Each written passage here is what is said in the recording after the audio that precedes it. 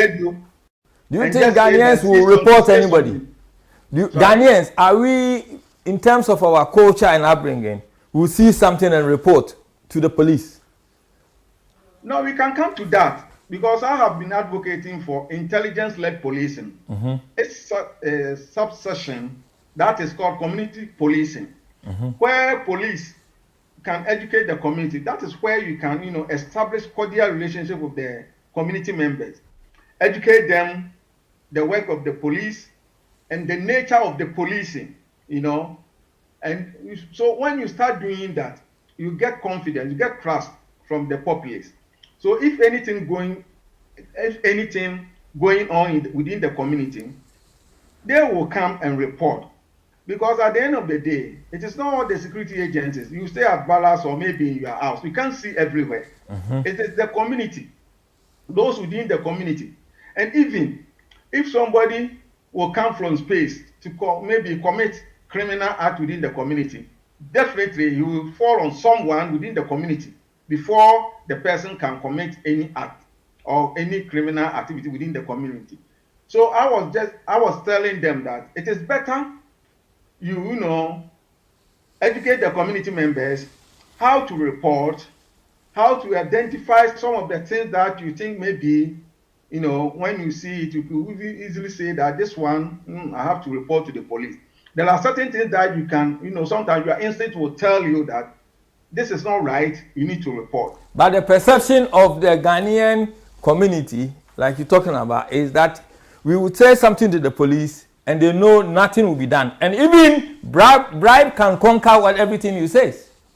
Now, that is why it is important to educate the community members. Not all the police officers.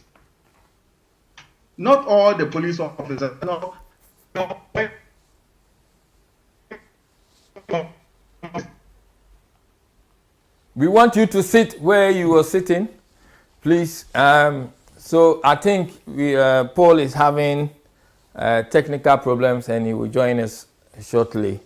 But what we're talking about is how people, in terms of reporting incidents to the police. Did you move from where you were sitting? Now we have we cannot hear you properly.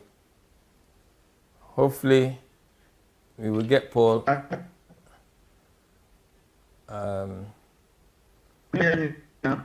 No, it's not clear. It's still cutting off. I will ask producer to help us here. In terms of the I'll ask producer to help us here in terms of the technical difficulties you are experiencing. We just want our viewers to stay put and don't go. We're just having some kind of technical issues and we'll be back. But what I want to say is that Paul indicated that the ministry has not been clear on exactly what citizens should see and what to report. The Ghanaian community seems not to have that education.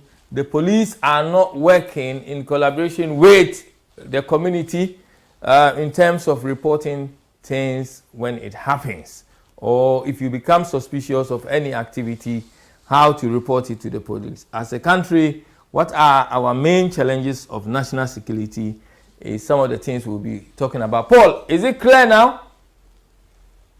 Yeah. Oh. Okay, you go ahead and let's see.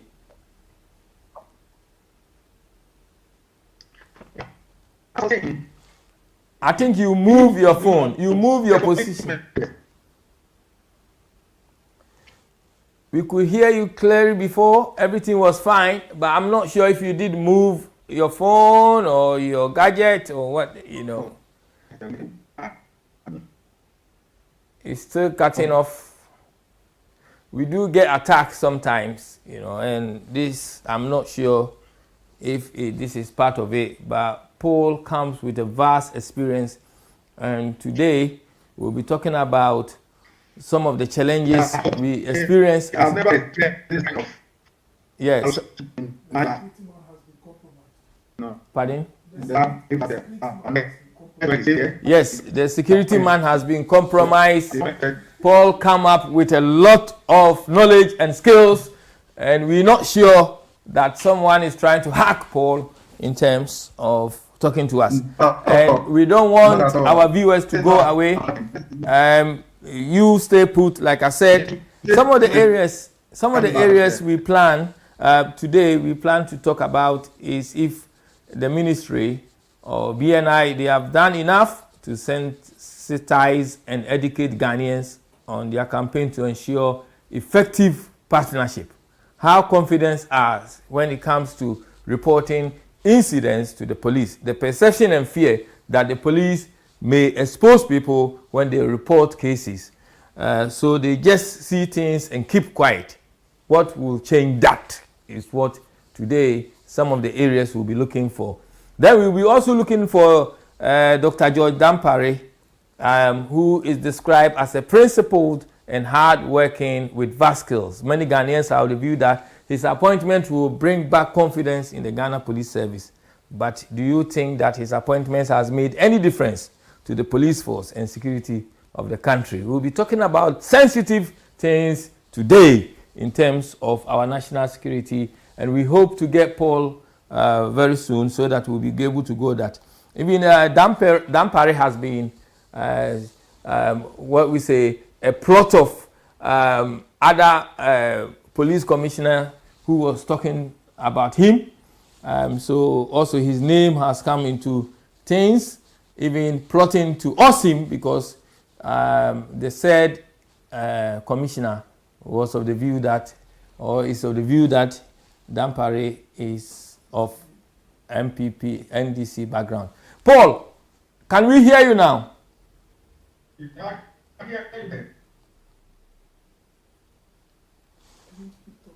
You keep talking and let's see, maybe it will change. Okay. As I was saying, in order to make our security system effective, we need to have that interaction with the community members to get that trust. Because in security, we say it is individuals. It is individuals. What we want you to do, Paul, is you log out completely and log in the same way you did before, and let's see how it goes. Yeah? Because I think you've been hacked by someone. I think the security analyst, the security expert has been compromised. And this is very quite serious when Paul have so much information to share for us in today. You know, some of it, like I said, we will talk about the leak audio which was making rounds about the police commissioner who identified himself as Mensa and a politician, who also described himself as a former Northern Regional Chairman of MPP. What has happened since those allegations come up? He's still in his job. Has any investigation been done? The leaked video was advising the said politician that the MPP should forget about winning the next general elections if the current IGP remains in office, which is quite serious. We'll be looking at that. In Ghana, we lose a lot of money, over $120 million through fraud, through bank fraud. Every year, this money goes, boom! Aira. Oh, Ghana. We will be talking about this and what can be done in terms of government policy and also NDC policy in terms of dealing with bank fraud. All these fraudsters are making a lot. Then we'll be talking about procurement fraud, which is a challenge, and this has been a persistent issue in both the public and private sector. So we'll be looking at all these areas. So it's important Paul is here to kind of give us an insight of what is happening, what can be done, and why intentionally things have been done intentional to frustrate the system. The government has taken several measures to address this problem, including the establishment of anti-corruption agencies to promote transparency. However, procurement fraud still exists and is still going on. And Paul will be talking to us about that. So we're just waiting for Paul in terms of joining us, and then we'll be going through all these processes. Then we'll also be talking about, can you help us understand some of the practices of procurement fraud and what it involves and how this affecting government expenditure and ordinary citizens of the country? How much of procurement fraud affect the country? It's a lot of money, we understand. So how much it is? Paul will be going out and Paul will be telling us all these things. He is a candidate, PhD candidate, and have a specialist knowledge in security. I mean, I was having conversation with him. He has been invited by official security agencies in Ghana, spoken to so many times. He feels that he has a vast knowledge that could make a difference for us as a country. Ghana, we lost over 26 million through the electronic money issuers. I mean, this is mobile money. You know, since the introduction of it, how much money have we lost through that?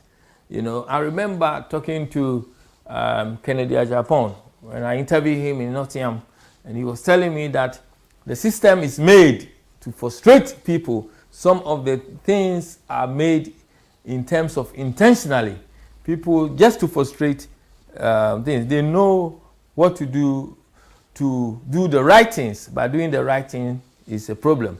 We'll be looking at people, names, having people names on payroll, you know, having their names on payroll, ghost names, where the people are getting paid for it. So today is a lot of things we'll be discussing, and we hope to have for. We never thought that the man himself, the security analyst, will be compromised in terms of logging on and will be attacked. This is not the first time that we have had such hackers hacking people that we are doing programs with.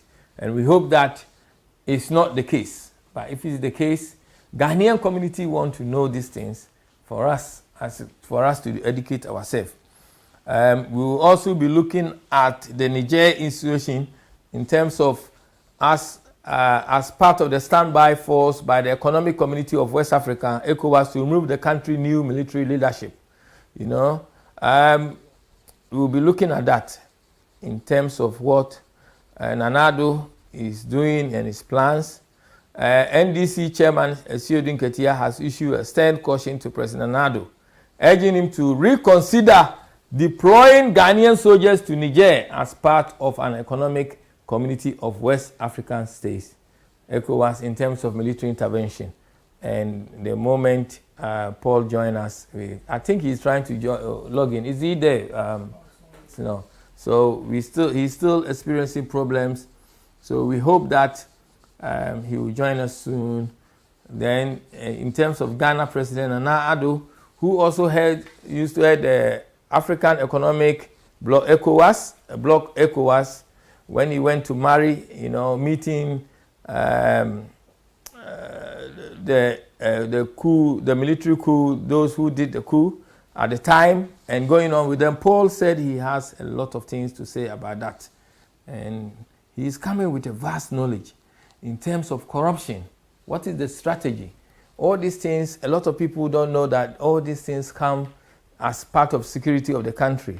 So the money we're losing through corruption, what is our anti-corruption agencies doing to support that? Government officials who are misusing the state money wrongly, what has happened to them? And access declaration, why we are ministers, government officials, you know, government representatives are not declaring their assets. We'll be talking about all that. So we're going to have a short break, and we'll be back shortly, and hopefully by then maybe we will have resolved the problem. So let's, producer, if we can have a short break, and then we'll be back. So don't go away, please. Just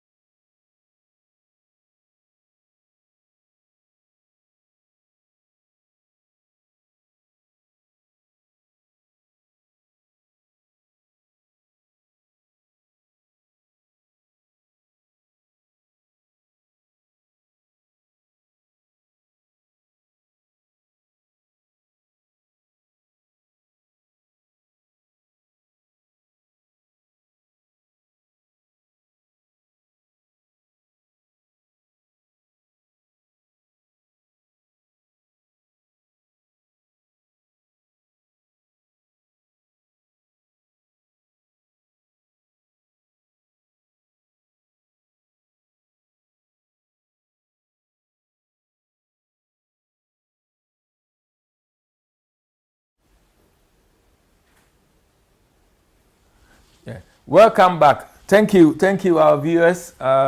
We are lucky to have Paul back.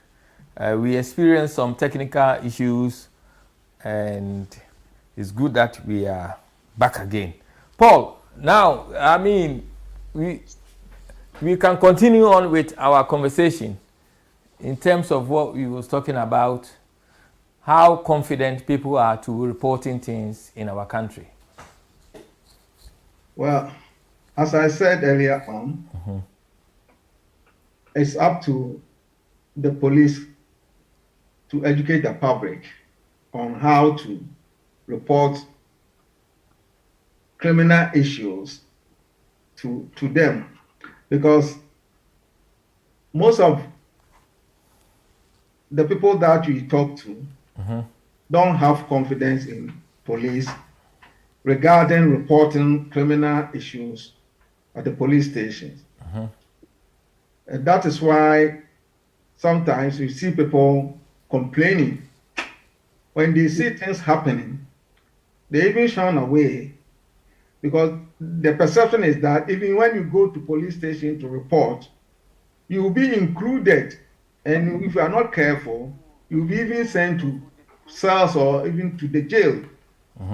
So they are like Pacific. I don't want to be involved myself in any issue. So even if I have seen it, I haven't seen it. You get my point? Yes. So it's up to the police to educate the public, especially the community members, that look, we are our friends. I think of late they are doing well in that regard. But I think they need to do more so that the confidence level will be higher. Somebody can say, okay, I feel safe going to police station to tell my story. That is what I think they have to do now. In terms of government policy of managing police corruption, bribery and corruption, and many believe that this is one area that has been very difficult in terms of managing. The NDC are now saying that they come in with a new plan to fight it. The government also bringing in Dr. Joy Dampare, who is described as principled and hard-working with vast skills. But many Ghanaians are of the view that his appointment will bring back confidence in the Ghana Police Service. Do you think that his appointment has made any difference to the police force and security of the country? Well, it depends where you sit and the lenses that you wear. As an analyst and somebody who have knowledge. So where are you sitting? Yeah, that's why I'm coming. Because you ask yourself, the level of mitigation regarding the criminal activities in Ghana. Is armed robbery not going on in Ghana? Yes, it's still going on. Murder cases not going on. It's still going on. Kidnapping not going on. So you ask yourself, what has changed? You see, most of the cases are not even reported. When Dampare was appointed, if you go to the network, I even advise him to improve the relationship with the community members if you really want to do the job. But it appears he's, applying or adopting PPA, populist policing approach. But that is not modern policing. If you really want to do policing and adopt the principles of intelligence-led policing, which for me is one of the best philosophies that can reduce the criminal activities going on in our country. But what Dampare is doing is populist approach. Just for a lay person, can you explain what you mean by populist approach and all that you are saying so that they understand? Because we have a lot of ordinary Ghanaians who are watching this and they're making decisions in terms of also voting. And then we also have on the other side, I believe that Gabi Ochredakun, when we have a program with him, he said Nanado is #1 fan of Omega TV UK, and he watches it. And I understand that from our former president, John Mama, also, I believe, also watches the program. And we are also lucky to have Honorable Akwasi Oponfosu, who also watches our program. We have a number of dignitaries that watch this program. So can you explain that part for us, please? No, there are many philosophies. As I mentioned earlier on, we have intelligence-led policing. That is, for now, one of the best philosophies that can, help to reduce criminal activities, especially in our part of the world. But what Dampare is doing is just a populist policing approach, just to be seen as doing the job, but literally is doing nothing. You get my point? You see Dampare, going everywhere on social media, television. Then you ask yourself, is Dampare the Ghana Police Service, and Ghana Police Service is only Dampare? If we want to adopt the principles of policing, intelligence policing, as I said earlier on community policing, you ask your district commanders to go to the communities, educate people how to report cases, what they have to report, what they see and they have to report. It's not just, you going around, having camera on you, shaking people, flying kelewele, this doesn't stop the criminals, armed robbers, to rob people. You get my point? It appears he's doing this for his own interest, for his faith, personal interest. For me, that's how I see it. Because if we really want to, do such work, I would have expected him to allow the regional police commanders also to appear on television, educating people.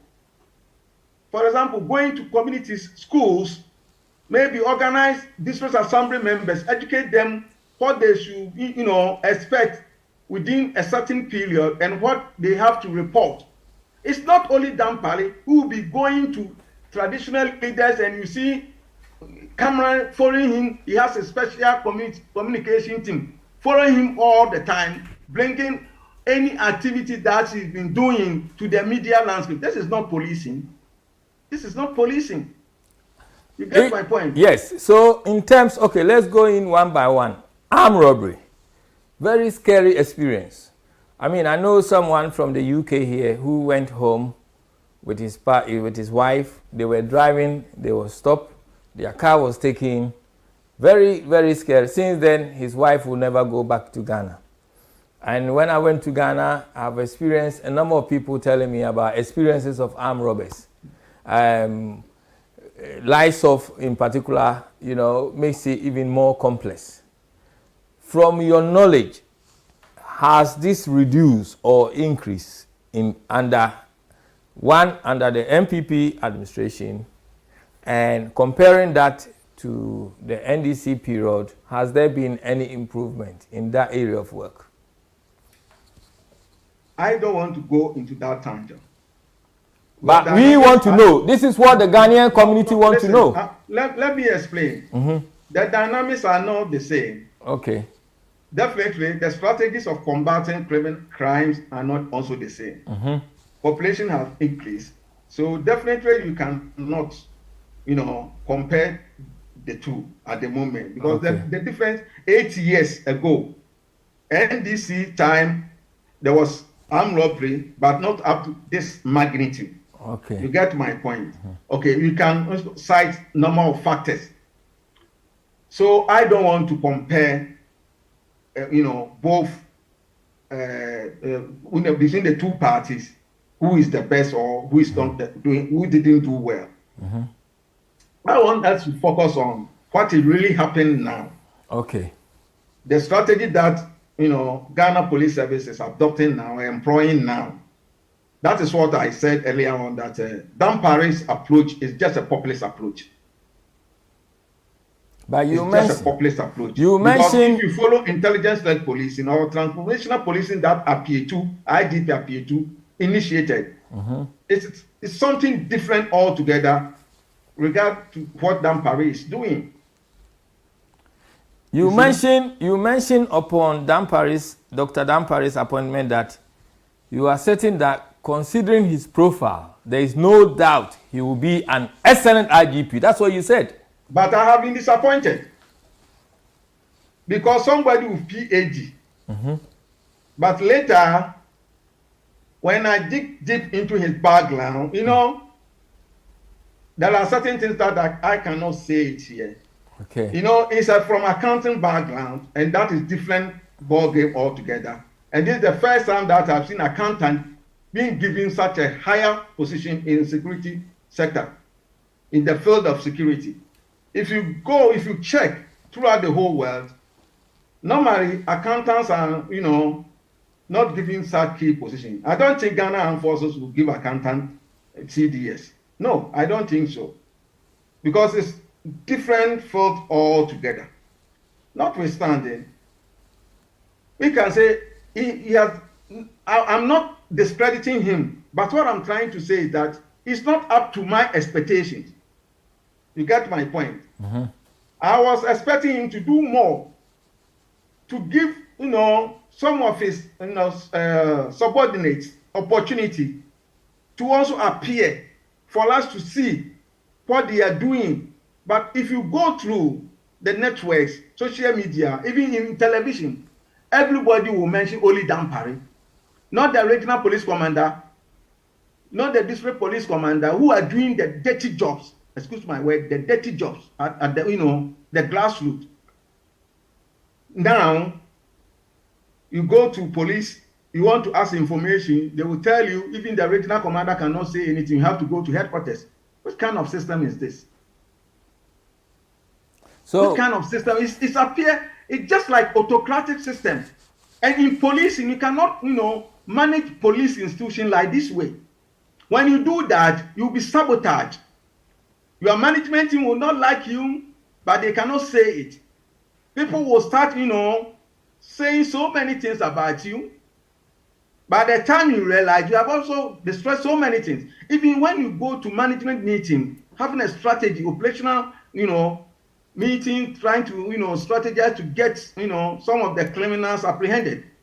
People will leak your strategy to them because they don't want you to succeed.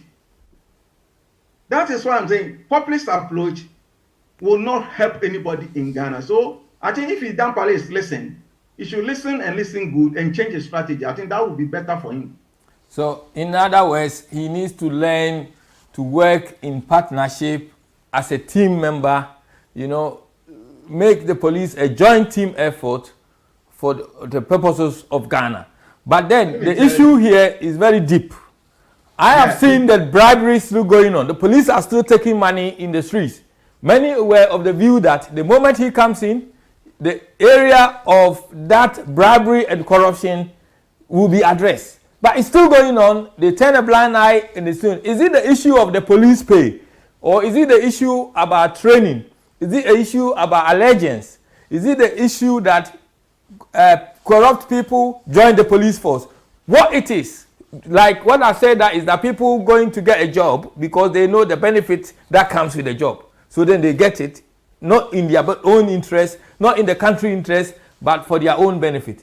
What it is that is making it so difficult for our police force to be honest with us as a community and as a country. All included. But one thing you should understand is that corruption doesn't start from Ghana Police Service. It starts from your home, how we were trained, the way you were brought up. You get my point?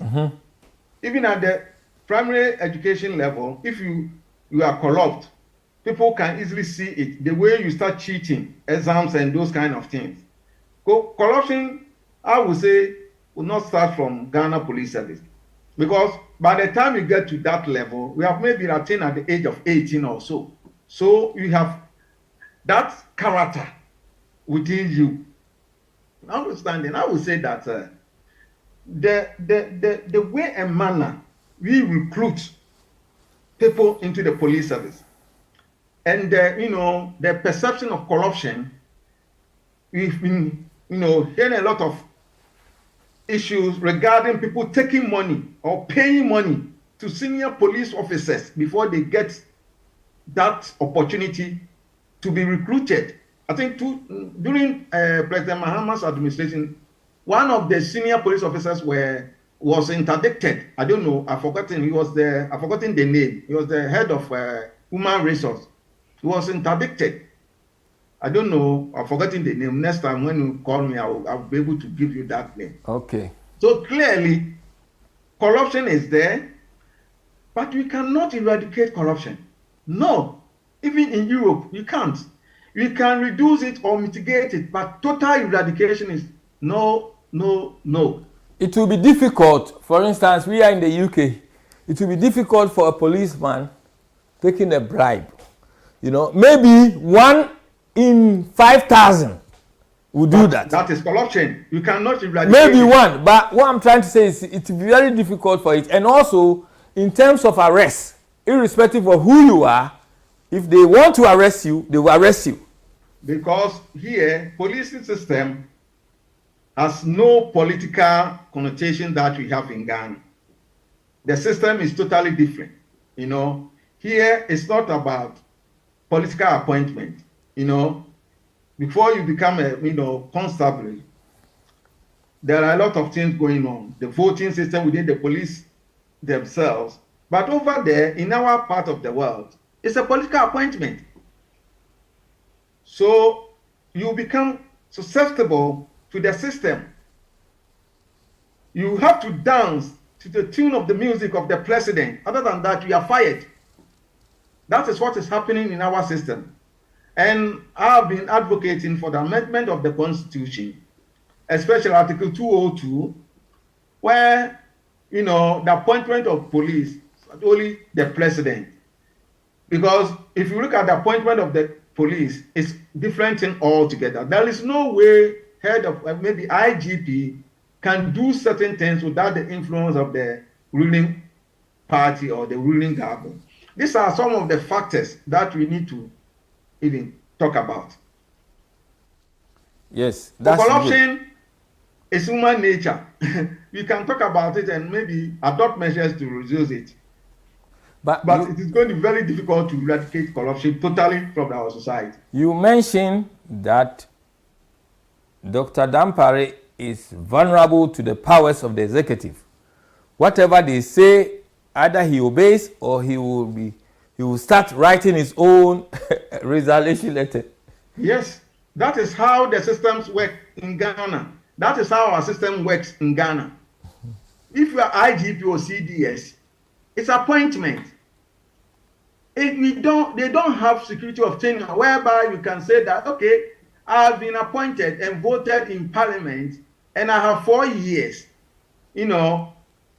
But our case, you can be fired, you can be hired today and tomorrow you'll be fired because it's a political appointment.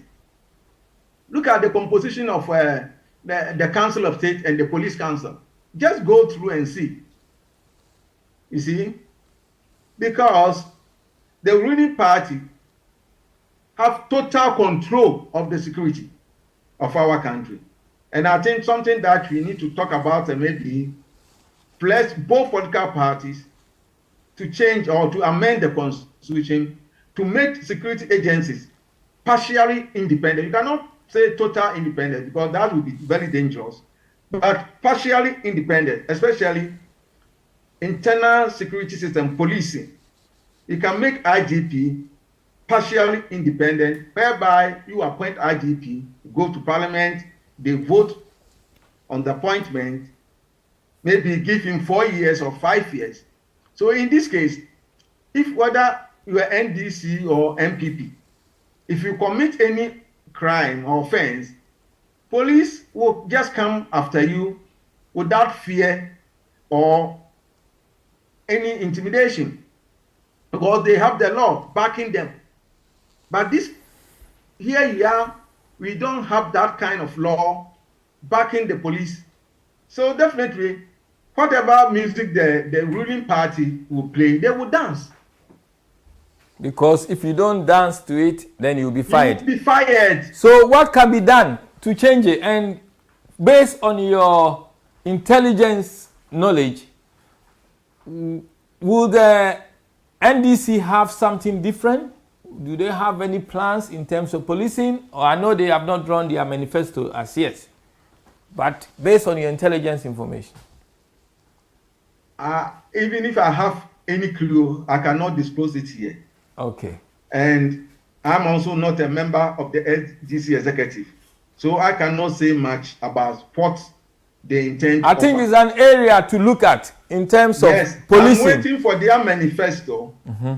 And, fortunately for Ghana, President Mahama, has been in power for quite a long time. He's been vice president and president as well. And I believe he has learned so many things. And when he comes back to power, I hope he's going to change so many things that will help this country, not for the party, but the whole country. Okay.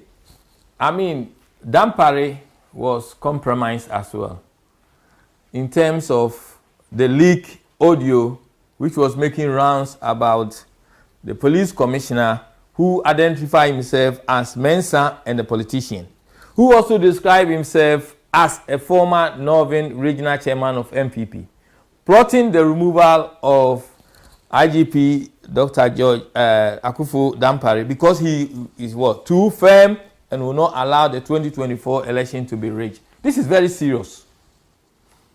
Yeah, but the first question is, who leaked that audio? As I'm speaking with you now, we don't know. And why the media were so keen in circulating that audio. You see, and looking at the caliber of the person, like Bugri Nabu, having conversation with senior police officer, and the next day you see the whole conversation in the public domain.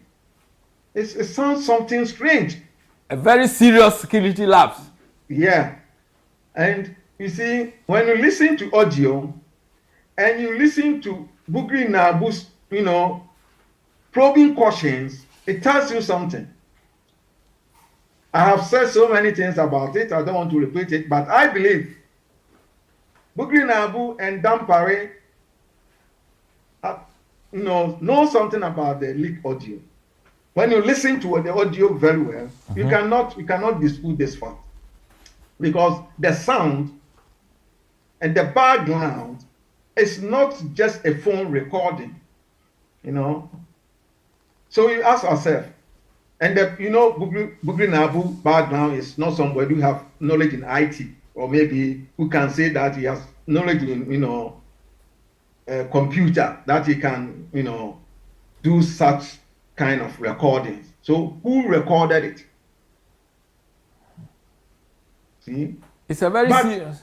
Yeah, but, in that service, in Ghana Police Service, that is what they've been doing, It's part of their lobbying skills. They need to, destroy you to get that position. They did it to appear to. They did it to IGP appear to. They did it, all of them. Upon Buanua, they did it to him. Everybody. That is what they do. It's a part of their lobbying skills. So for them, it's normal. Maybe those outside, you see it as a strange. But some of us, we see it as normal thing that they've been doing. Not today, since. But the question is, if no proper investigation takes place, where the public, they give answers to the public or the Ghanaian population, then there is an issue here and a challenge in terms of the public confidence in our police or service. That has been the challenge. It's not this one alone. Because at the end of the day, when you have issue, who is going to investigate you? When you have an issue with Ghana Police Service, who is going to investigate you? Who is going to prosecute you? It's Ghana Police Service. When Bullion Van issue came, have you heard anything apart from killing of the boys? Have you heard anything? Because it's the police who are doing the investigation. You get my point? Yeah. Until we have an oversight committee, accountable one, who also say that, okay, when, civilians have an issue with Ghana Police Service should not, come to interfere with the investigation. They should set a committee to investigate. Until we get to that point, they will continue to be like this. You have a case with police, you go to court, you will be jailed, even if they are at fault. Nothing will happen. That is the system we have If we could ask NDC representative, and I hope next week we can have someone here to answer the question, what are they doing about it? Because the question is that, what they're saying is that for him, if he remains, then it will be difficult for rigging the elections. That means there has been an issue there in terms of that. I'm not sure if we could reach Honorable Kwesi Opon Fosu. We would have asked him, or someone on board who could answer that question, that what steps is the NDC taking, because this is a serious threat to NDC, and I'm not sure if they have taken any action in regards to this area. To your knowledge, have anything been done from the NDC? I don't know if anything has been done regarding the IGP issue. But as usual, since even in Africa, every election is being securitized. No election in Africa can be termed as free and fair. That is how I see it. So if you are going to election, security sector is one of the key, areas that, we need to address. Yes. If, for instance, if MPP, for them, if they see IGP Dampare as somebody who could not be compromised for them to, maybe do whatever that they want to do in 2024, they can make him useless at post. You get my point? Mm-hmm. You will be at post, but you won't be any decision maker. It happens so many places. You get my point? Well, so whether IGP Dampare will be at post or will be, fired maybe next year, that will not change the strategy of the MPP. So it's up to NDC to make sure all the loopholes are covered, because you cannot go to election in Africa and behave as angel. I'm not saying you should take gun to go to police station and find something, but we have to be strategic. You get my point? Mm-hmm. Because there is no free election in this world. Nowhere. I tell you, you can say there are free elections in Europe, but for me, I see even US, during Donald Trump's time, didn't you hear, cyber transmission issues, when they were collecting elections? It happens everywhere. In Ghana, it happens. 2016, it happened. And I'm happy. I knew it before it happened. 2020, it happened. 2024, it's not going to change. Whether you like it or not, it's not going to change. So it's up to NDC to put up a compact or robust team to counter any strategy that MPP has, or intend to employ in 2024. Other than that, you go to election, you come back and cry. I think that the Ghanaian community maybe want answers from Dampare and the police force, then also MPP in terms of that the allegation, NDC in terms of the allegation, and the Electoral Commission in terms of what they also have to say about it, and also the investigation having answers for those whoever was there, so that we know what has happened. But moving forward, in terms of what steps should be taken to bring confidence, because if the police force cannot be trusted, then where do we go as a country? That is the question.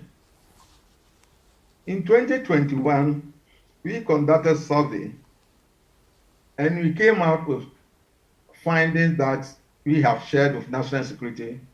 And for that matter, I don't want to repeat it here. But there's one thing that I always, warn my colleagues that we need to work out and bring, solution to it. That's the intention of some of the youth to ban police stations throughout the Ghana, their locality, And if you follow the trend now, little issue that the police will have with the community members is generate to different things altogether. I think we need to work on this particular issue because at the end of the day, when Ghana is, banned, where will you go? You don't have any place to go, and Ghana is the only country that we have to. We have to talk to our younger ones, to just be obedient and how to the laws of the country. Sometimes it's painful that you engage or you have an issue with anybody, especially when they have issue with the Ghana Police Service or personnel or police officer. Then whether the police officer is at fault, they turn the whole thing against the youth. We have seen so many incidents that have happened in the country that didn't go well. But I think that one shouldn't, generate into something that you cannot control. Yes, I mean, let's now go to procurement, and then we will talk about the Mali one as well, in terms of the coup there and what it could bring.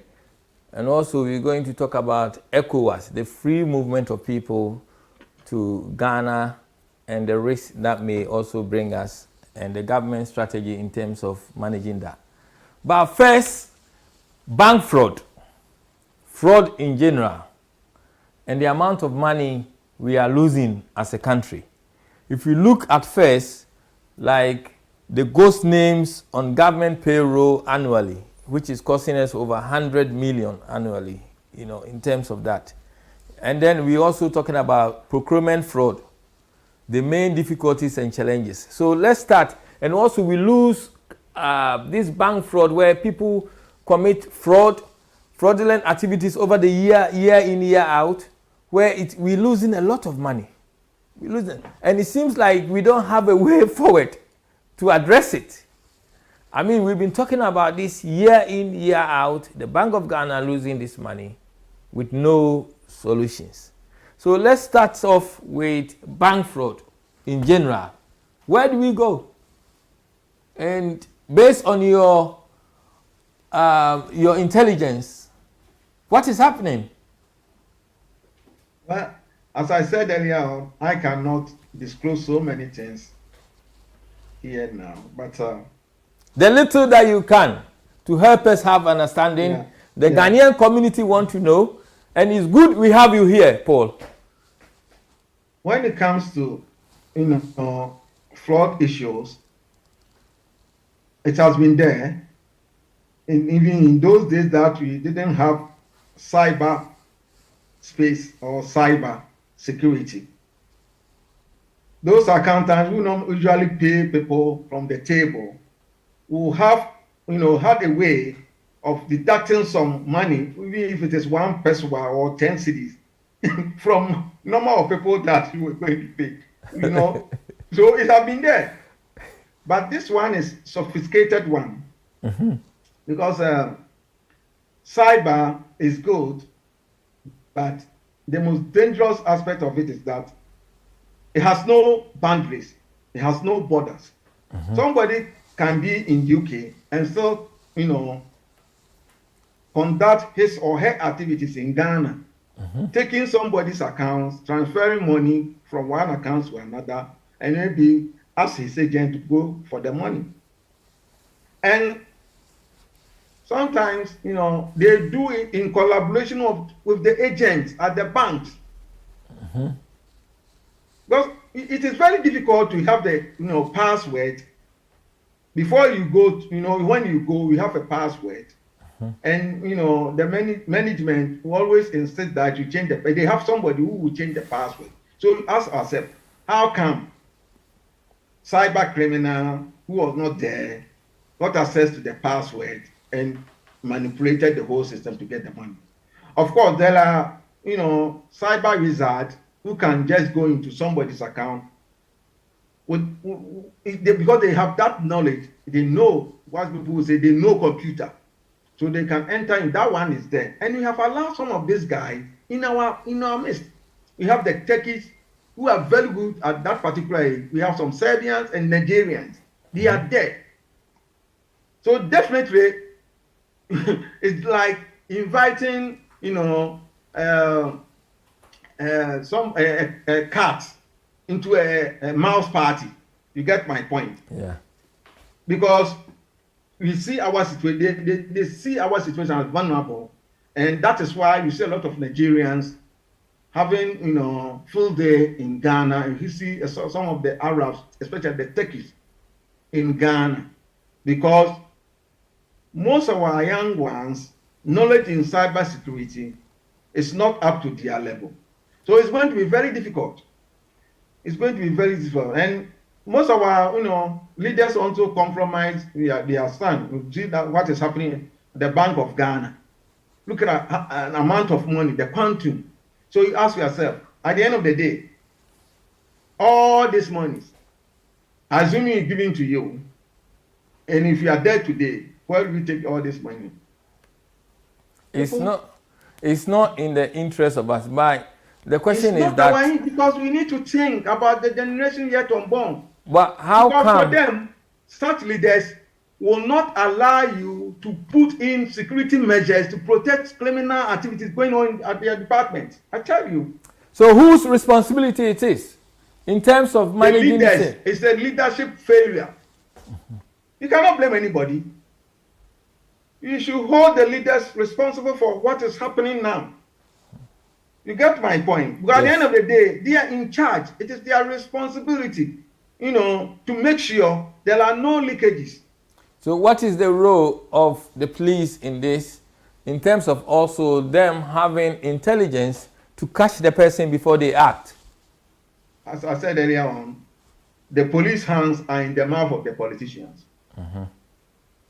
Police can arrest somebody, and even constituency chairman will call him, this is our boy, leave him, you will leave him. That is a serious challenge that we have in Ghana. So, police cannot do so much. Even Yoko cannot do so much when it comes to some of these issues. Because they all have to dance to the tune of the music of the ruling party. So, and who is in charge? Who appointed governor of the Bank of Ghana? Are you the one who appointed governor? And he has messed up so badly. So why can't you fire him? Because it's not you. It is not in your domain to fire the governor of the Bank of Ghana. It's the appointing authority. It's the ruling, government. It's the president. If the president says the man is doing so well, how can you do? When even his own MPs asked him to sack his nephew, Oforiata, what happened? He's still the minister. So it's like Yentiobia system of governance that we're experiencing in Ghana. It's not about the citizenry. It's about maybe, projecting few people. Because there are so many things, bad things going on in Ghana. Then, what is the role then of the establishment of anti-corruption agencies to promote transparency? So it's what then is happening here. We have anti-corruption agencies there to be able to fight all these things, but it seems like corruption has become a big issue, with the issue of Sisira Dapa even now is dying down a little bit, but there. I would say Sisira Dapa's issue will not go anywhere. I've stated this somewhere. And I tell me it's in gap system of, because at the end of the day, he's not the only person who have, acquired so much money. 2021, somebody lost about $700,000. He didn't even report. There are so many leaders, political Who was it? So I won't mention the name. There are so many political heads who have acquired so much. They don't even know what to do with the money. I tell you, there are so many. And those who have been following me, I had a program of one of the media houses, I think Efuya Pokuya. I think it was in OKFM 2021. I mentioned this. That is why when you interview the youth, they are so furious that when it gets to a certain point that they cannot even sustain or survive, then because why do you have to acquire so much state money? People are suffering. People, especially those who have, the pregnant women go to hospital without any that. And a lot of people are dying with such a huge amount of money keeping in your wardrobe. For what? So it tells you that, well, you don't have, this country at heart. You don't think about generation yet unborn. So such a person, for me, if you find yourself in trouble, you want me to sympathize? Never. I won't do it. But of course, he's in government, and always, for African, the way we do our politics, while the person is in government, whether good or bad, you have to say something to protect them. We'll get people who will come and defend her. It's very sad for us as a country. But can't we get some measures or support from United Nations, the World Bank, international community to help us in terms of some of the challenges we are facing? Maybe bringing in skilled workers, using people like you to kind of streamline things, help us for a way forward around what is going on. But why do you have to call upon them to come and help you? Why do you have skilled people, those who have skills to, and those who have expertise to help you doing this? Just go around, even in Europe. Look at a lot of Ghanaians with expertise in all sectors, doing wonderful job. Ask yourself, what are they doing here that they cannot do back home? Yeah. And the system will not allow them to perform. Go to Ghana, trying to establish your own job and see frustrations that you pass through. You see, something that you can do it here just 1 week, over there it will take you 2 years. So the frustration alone will not allow you to establish yourself there, and to the extent of employing the young ones who are not doing anything. And sometimes people just talk about US, Western powers. Look, they don't want us to prosper. They want us to remain in this way so that they can keep on coming to take some of the things that we see it as useless at our back. When you say they, are you referring to the white people or ourselves? White people. I'm talking about the white people. But they are not living in Ghana. The Ghanaians are the ones doing the corruption. But look at what is happening here. When anything happened, when Gaddafi was, I don't want to go there. Let's concentrate on Ghana. No, talk freely so we can get some answers. You see, when you think they have your interest at stake, that is totally wrong. Because when you look at their foreign policies, it's about their interest and values, not somebody's interest. You get my point? Go and read the UK's foreign policy. It's about their interests and values that they go outside to, marketing. Look at the US foreign policy. It's about their interests, and they don't have permanent friends. It's about permanent interest. So don't expect them to come and help you to rise to the certain level that you will see that, at the end of the day, you can take good care of yourself. So you not allow them to come to your backyard to take your minerals away or to take your resources away. When they started that American lottery raffle, look at number of, our scholars, those who, within our society have gone to America. Just recently, UK. Look at number of nurses that have come to UK. Have you, realized the effect back home? No. Because people are thinking of feeding themselves. It's about their personal interest. But you can't blame them because the system is not working. The system is not working to the level that can take care of them and their family. And it is not the interest of the United Nations of the US to make sure your system works to take care of you. No, that is not their foreign policy.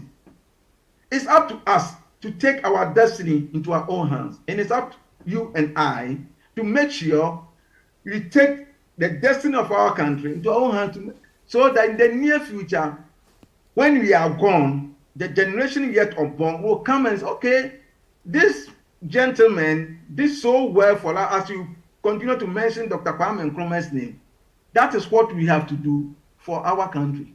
It's not by US and UN or maybe any of the European countries. No. With your security intelligence, the issue of declaration of access, would it have helped a bit for us in terms of government officials declaring the access?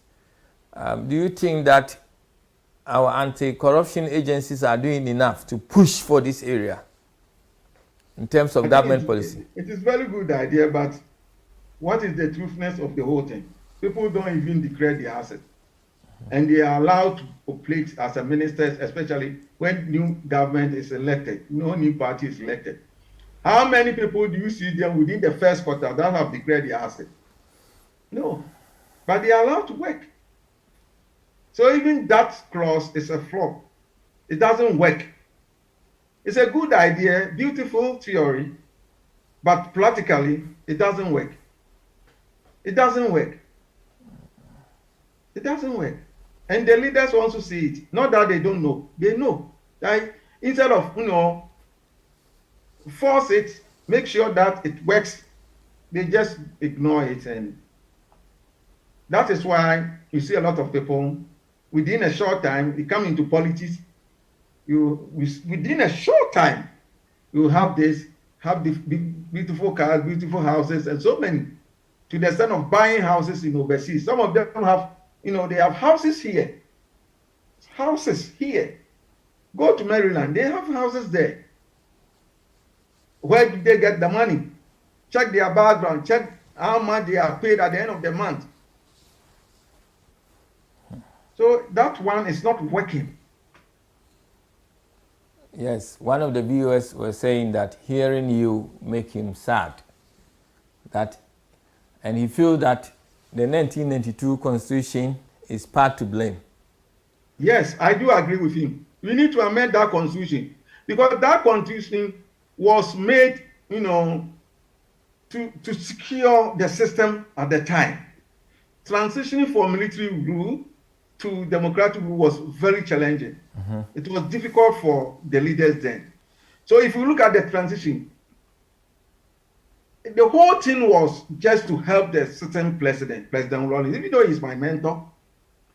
But I sometimes disagree some of the things that they did. We need to amend the Constitution, especially the key appointment, because everything is in the hands of the executive. And, interestingly, NDC, MPP, none of them would like to amend the Constitution. Why? But when they are in position... Why? Is it hard work? I'm coming. When Nana Akufo-Addo was in position, did you hear what he was saying, to the extent of saying that he will reach his militant? When he became president, what has changed? The same thing, NDC is also crying now. When the police are now acting, NDC is crying. When the EC is acting, NDC is crying. When the NDC is coming, when the NDC come back to power, I don't expect them to change mind. Maybe President Rawlings, because he has had his experience, may consider doing it for the sake of the Ghanaians.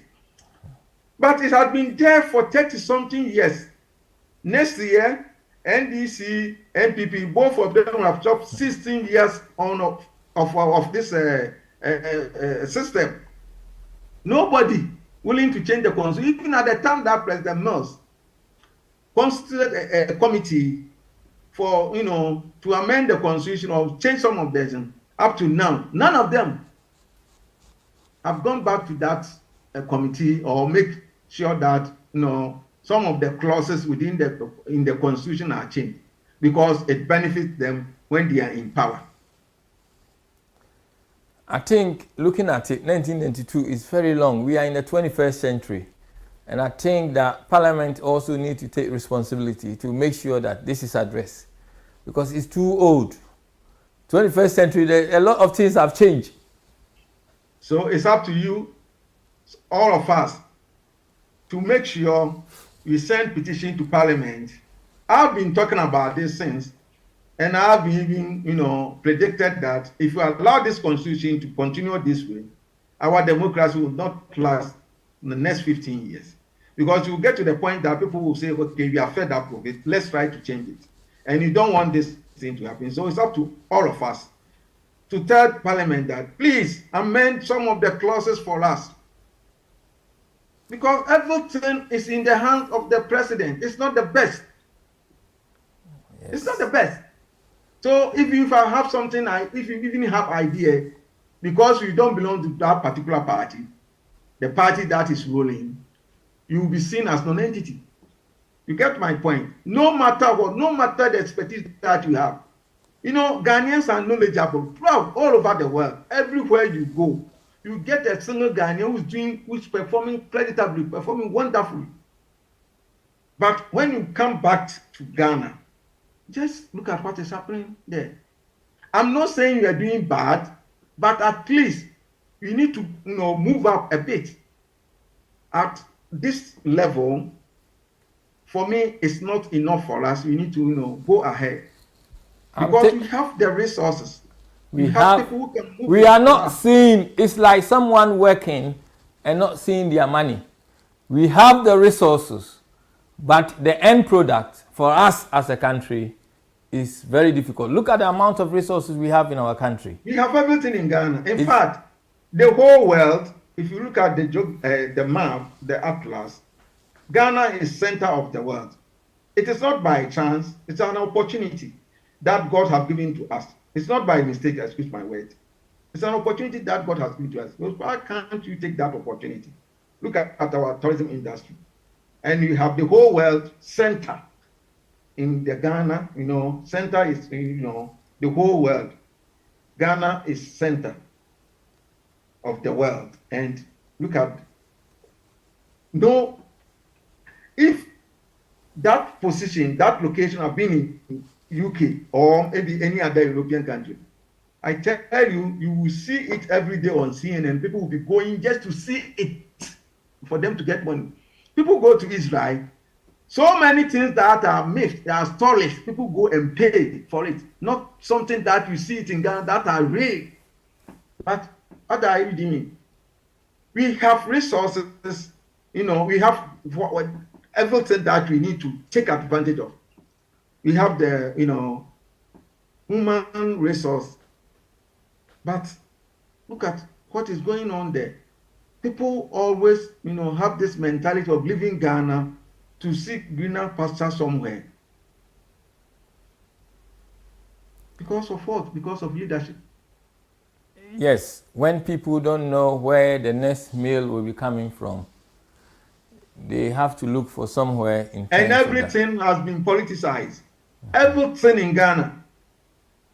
Everything. Even when you are talking with your own brother, even at the time that you are eating, there's a way that you take your meal into your mother. You say this kind of eating is NDC or MPP. Everything. Too bad.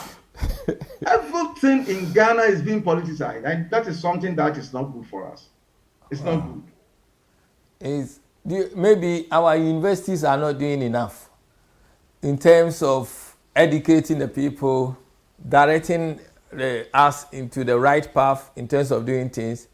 In terms of research, could be that we are not doing enough. But what I want to find out from you is, there is allegation about Nanado seriously making plans to deploy Ghanaian troops to Niger as part of the standby force by the ECOWAS, Economic Community of West Africa, ECOWAS, to remove the country's new military leadership. What is your understanding of that? Is this still plans, or it's no longer something that we have to be concerned of? No, I see this as someone trying to build a castle in the air. Okay. I don't think they can go there. Even if they have intention of going there, and I've stated this in many platforms, they can't go there. Morally, practically, everything, psychologically, they cannot go to Niger. And that communique is a way of just a saving.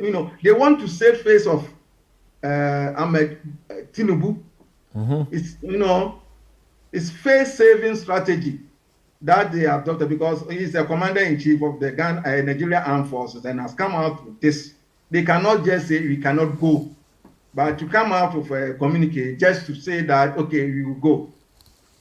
3 days ago, I think Friday, one of the radio stations interviewed me, and I made it clear that if they go, Burkina Faso will attack Ghana. And I still stand by it. Let Ghana send troops to Niger. And you hear Burkina Faso attacking Ghana from Boko. Why? Because when you finish Niger, you come back to them. They are also military rulers. Burkina, Guinea, Mali. And 2 years ago, those who follow me keenly, people can still go and check.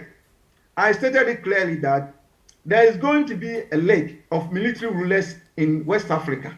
And they issue statement against ECOWAS.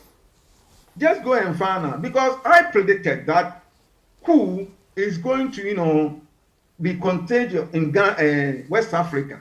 And I stated clearly that by the end of 2030, most of the West African countries will go back to military rule immediately after Assimi Goïta, Mali leader, conducted his first coup d'etat. I granted interview to some of the radio stations in Ghana, and I stated this, and it's happening. People were just insulting me for saying it. It's happening. And I've stated so many things regarding this coup d'etat. And for me, if you ask me, I doubt if ECOWAS will go to Niger. I doubt, because some of the commanders are not even happy. They have what you call rules of engagement. They know, they are military officers. They will not, for me, I know they will not go. Because when you go to Niger, you have to go to Mali, you have to go to Burkina Faso, you have to go to, Guinea. Where is the money? Where is the strength of ECOWAS standby force? You see? Is Ghana ready to spend so much on this, useless battle? If you don't want coup d'etat, make sure you apply principles of democracy in your country. When the principles are not working, don't forget that the country belongs to the military, and they will come for it. You get my point? Yeah. So if you really want deterrent measures, it's about the principles of democracy. It's not about taking issues to court and make sure, because we appointed judges, the case will go into your favor, even whether you are guilty or not.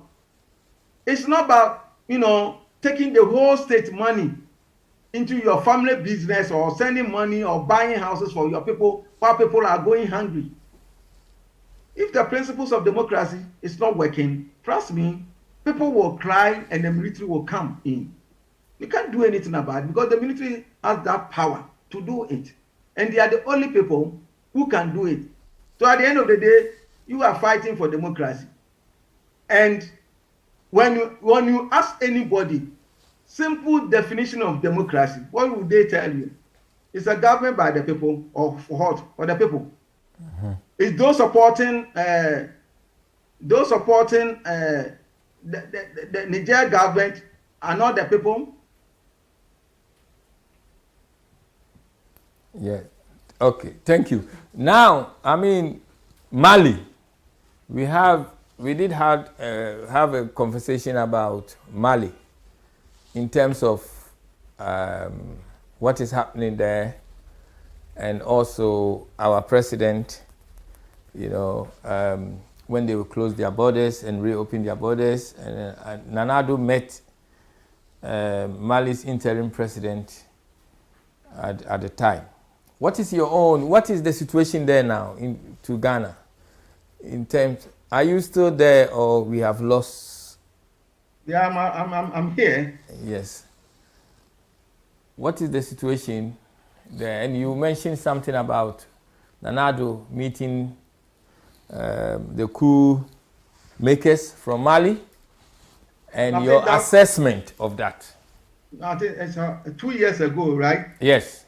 Yeah, after the coup, yeah, Nanado was the chairman of the ECOWAS. He invited the coup leaders to be part of the meeting that was held in Ghana. And I was like, this is, for me, was unacceptable, because if you don't like coup d'etat, why do you have to invite, leaders of the coup to the meeting, and after the meeting you have picture, the full glare of the world television? When you do that, you're telling those guys those military officers who are also experiencing the situation prior to the military takeover in Mali, in their respective countries, to take over. You get my point? Because coup is like acceptance. Yes, because we have accepted the coup leaders. We embrace them, taking pictures with them, showing to the whole world that they are welcome. So how can you blame somebody taking over in their respective country, experiencing the same situation that the Mali went through? You cannot blame them, and that is what is happening now. You can blame the Russians, you can blame the colonial masters, but entertaining coup leaders contributed to the subsequent coups in West Africa. That is why I blame Nanado as a chairman of ECOWAS. And for me, as a chairman of ECOWAS, he failed totally. He failed totally regarding coup d'etat issues, because for him, he had the opportunity. Some of us were there, were telling him what was going to happen, but he failed. Yes, I mean, we have had you for quite a while now. So we will just let you to give analysis of Ghana as you see it now, and in terms of our future. And we will have another program next week. We hope to have Honorable Kwesi Opon-Fosu here next week as well. So what do we do as citizens? And then your advice for the government and where we go. And in terms of our police force, the bribery and corruption is still going on and the indiscipline going on. Well, as I said, we have to be law abiding, and we need to respect the law of the state. You don't have to do anything that will go against our country. You should see Ghana as the only country that we have, no matter what the situation, no matter what the circumstances. You should see Ghana as the most, important country that we have. And we should also upplay that those instabilities that going on within the sub-region will not affect us. And going forward, next year we are going to have our elections. That's presidential and parliamentary elections. So we play that both parties should all conduct themselves well. We have a record that Ghana is, singled out as one of the, let's say, beacon of democracy on the continent. So we shouldn't do anything that will derail that the respect that we have. I think that is the most important thing for us now. Thank you. We will look at insecurity of the country next week. We thank you very much for coming on Omega TV UK. Our viewers, we have Mr. Paul Conley-Boateng. He's a PhD candidate in security and intelligence at the University of Buckingham. Thank you very much, Paul. And we see you next week. Have a good evening.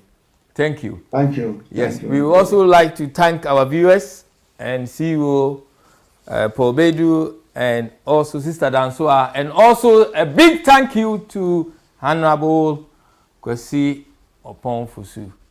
Thank you very much for all your support. Thank you. Good night, everyone. Good night. Have a good evening.